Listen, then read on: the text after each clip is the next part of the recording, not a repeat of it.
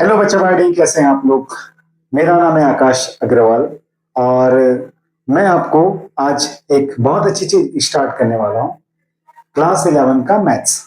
Okay, तो देखो मैं पहले आपको पूरी एनसीईआरटी सॉल्व करके दूंगा। आई नो लोगों को एनसीईआरटी करनी चाहिए, मेरा कहना है, क्योंकि वो कंसेप्ट क्लियर करने के लिए आपके लिए सबसे बेस्ट बुक है और आपको क्लास 11 में भी काम आती है। आप किसी भी बोर्ड से बिलोंग करते हो, चाहे महाराष्ट्र बोर्ड से हो, चाहे बिहार बोर्ड से हो, चाहे छत्तीसगढ़ बोर्ड से हो, चाहे किसी भी बोर्ड से हो, आपको क्लास 11 और 12 की एनसीईआरटी आपको बहुत इंपॉर्टेंट है। फिर देखो धीरे धीरे हम क्या करने वाले हैं इसमें, धीरे धीरे हम इसमें करेंगे पीवाईक्यूज।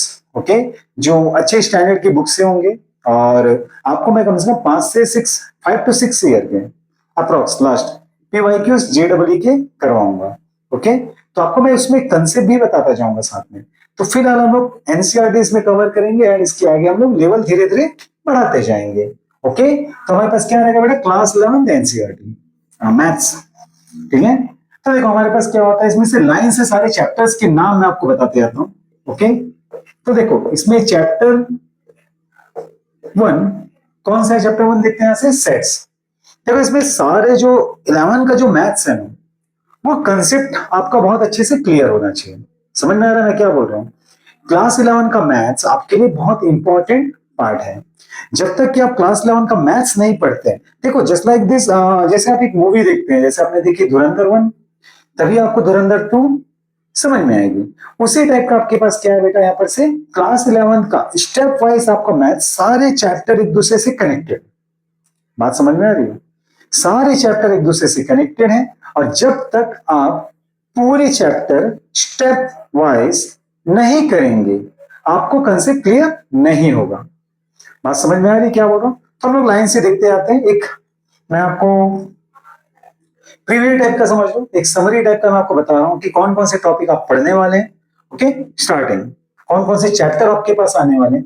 तो देखो चैप्टर 1 हमारे पास है सेट्स। ठीक है, तो देखो सेट्स में हम लोग क्या पढ़ेंगे, मैथ्स के बारे में हम लोग पढ़ेंगे कि मैथ्स में चीजें कैसे शो की जाती है। इसका बहुत ही ब्रॉड एप्लीकेशन है।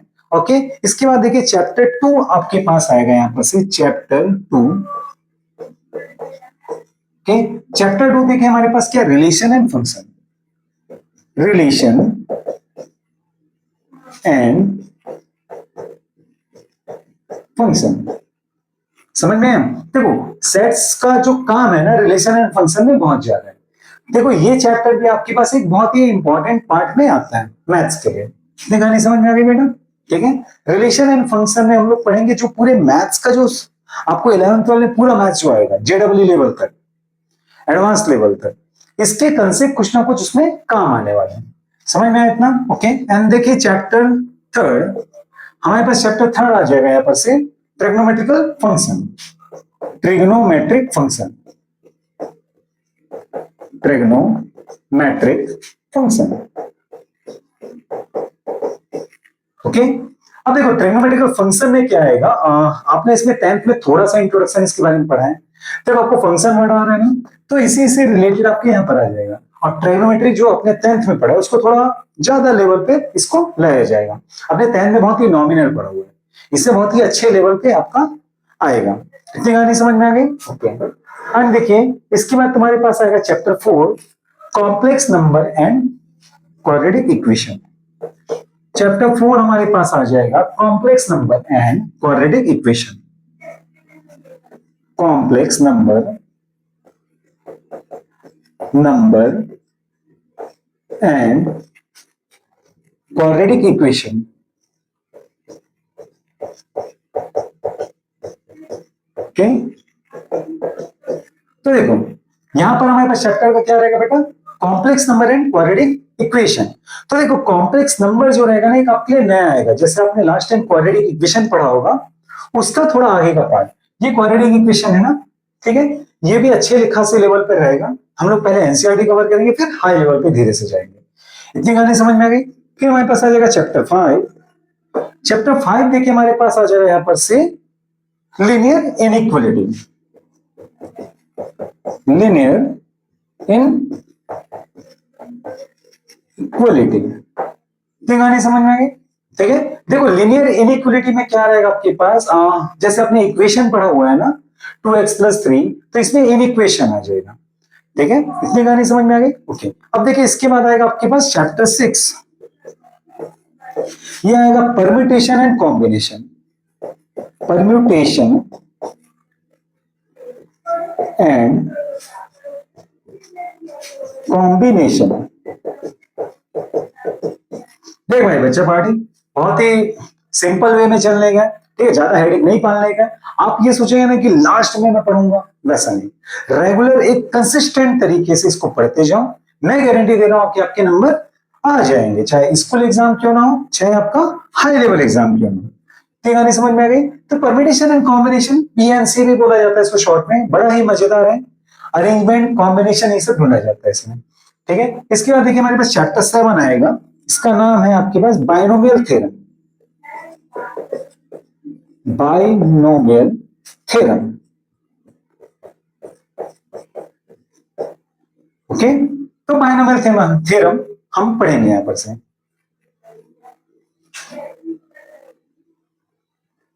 ठीक है, अब देखिए इसके बाद आएगा हमारे पास चैप्टर 8।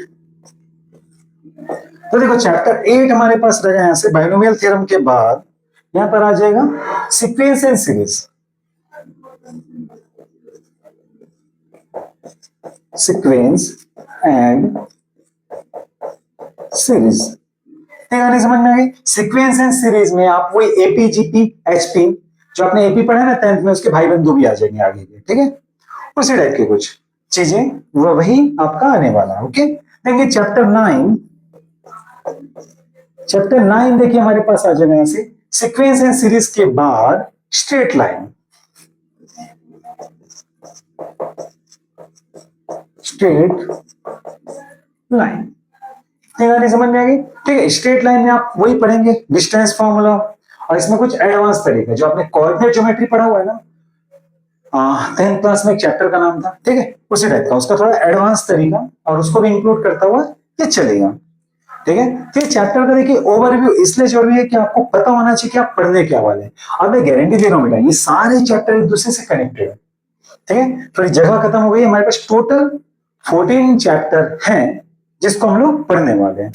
ये कहानी समझ में आ गई। ठीक है, तो चलो आगे बढ़ते जाते हैं। इसको मैं थोड़ा रफ कर देता हूँ, है ना। मैंने 9 चैप्टर आपको यहां पर से लिख के दे दिए हैं। इसके बाद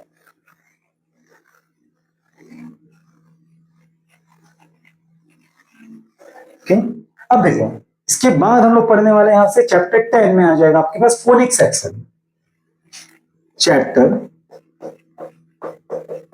10, ठीक है, कोनिक सेक्शन। ठीक है, फिर हमारे पास आएगा चैप्टर 11। ठीक है, कोनिक सेक्शन में देखिए आपके पास नाम से मत डरो यार, बहुत ही मजेदार तरीके से पढ़ेंगे। मैं ये नहीं कह रहा हूं कि बहुत इजी है, पर इसको इजी बना के हम लोग करने वाले, इजी पीजी एकदम खतरनाक टाइप का कर देंगे इसको। ठीक है, अब देखिए हमारे पास आ जाएगा इसके बाद इंट्रोडक्शन टू 3 डायमेंशनल ज्योमेट्री। ठीक है, चैप्टर 11 आपके पास क्या आएगा, 3D आएगा। Introduction to 3D। ठीक है, अब देखो हमारे पास आएगा चैप्टर 14।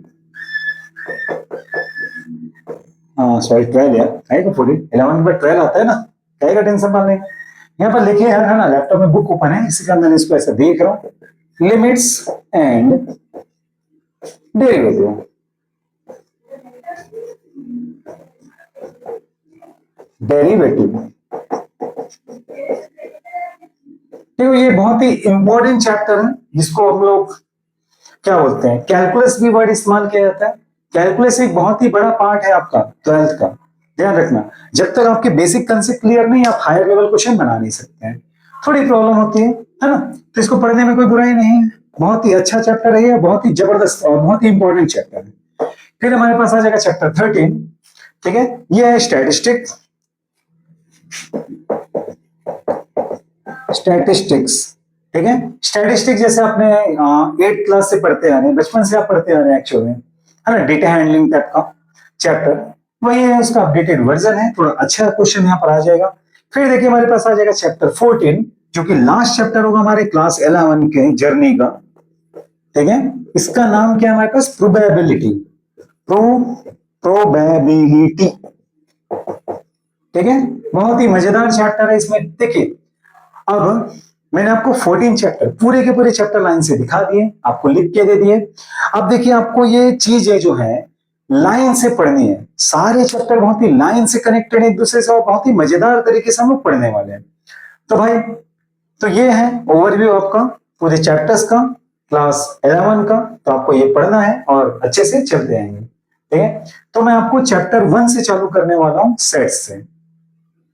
तुम्हारी जर्नी चालू होने वाली चैप्टर 1 सेट्स, ठीक है। तो आप कमेंट करके बताएंगे मुझे, और मेरे साथ जुड़े रहेंगे तो आपको मैं बहुत अच्छे लेवल पे क्वेश्चन कराऊंगा। देखिए, मैं ये नहीं कह रहा हूं कि आपको तुरंत चैप्टर खत्म होने के बाद जेडब्ल्यू एडवांस पे ले जाऊंगा, नहीं। मैं क्वेश्चन रिलेटेड टॉपिक से कराऊंगा, और लास्ट में आपका साथ में लास्ट तक रहूंगा, और आपको मैं एग्जाम क्वालिफाई करा करूंगा, इतनी मैं गारंटी दे रहा हूँ। कहानी समझ में आ गया बेटा? Thank you.